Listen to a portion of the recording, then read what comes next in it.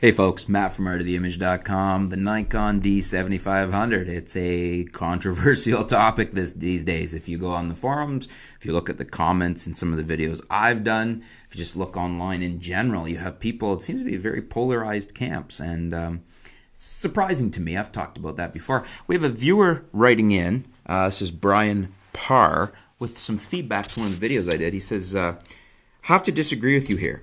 I do not think they could have put a fully articulated screen when the buttons on the left side would clearly make this impossible. Also, giving the camera a much higher megapixel than their flagship DX, the D500? Really? If they were going to increase the megapixel count, they would have done so on the D500, not on a lower level camera.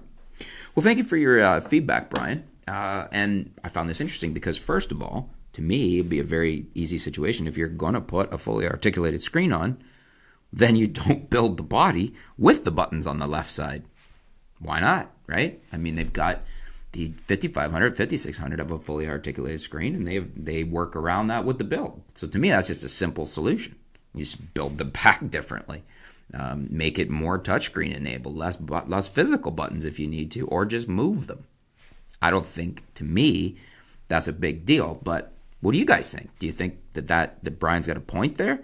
That the buttons were the issue? Or are you more my thinking that, hey, well, you just redesign the back of the camera to facilitate it? Let me know what you think about that in the comments below. And then the second thing, to his point of giving the camera a much higher megapixel sensor than the flagship DX, and he thinks that that's why they wouldn't do that. That the D500 is a 20, and you certainly couldn't have it higher than the D500 flagship. Well, the D7200 already was higher.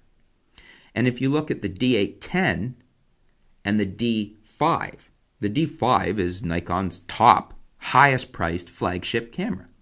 The D810 is, I guess you could say, their flagship megapixel camera, but they had no problem coming in with a professional level camera, not quite the same speed specs perhaps as the D5, but at a lower price with much more megapixels. The D810, you know, when that came out, it was, I guess, the D4 or the D4S was available. But my point is that they've already done this. They've already given you a higher megapixel body without concern for the lower megapixel high-end flagship that costs more. So it wouldn't be out of line to think they would do this here, because they've already done this in the Nikon ecosystem, and they already, in fact, the 7200 already had more. You can buy one right now that has more. So I think it's not out of line, and I think they should have put a 30 megapixel sensor in to be leading the pack. What do you guys think? Do you think Brian's thinking is right, and that's why they didn't do that, and it's because they wouldn't do it? Or do you agree with me that, hey, they've already done this, not only with the 7200, the predecessor, but with the D810, D5, or D4 analogy? Let me know what you think on that in the comments below. Let's discuss it a bit. Thanks for your feedback, Brian.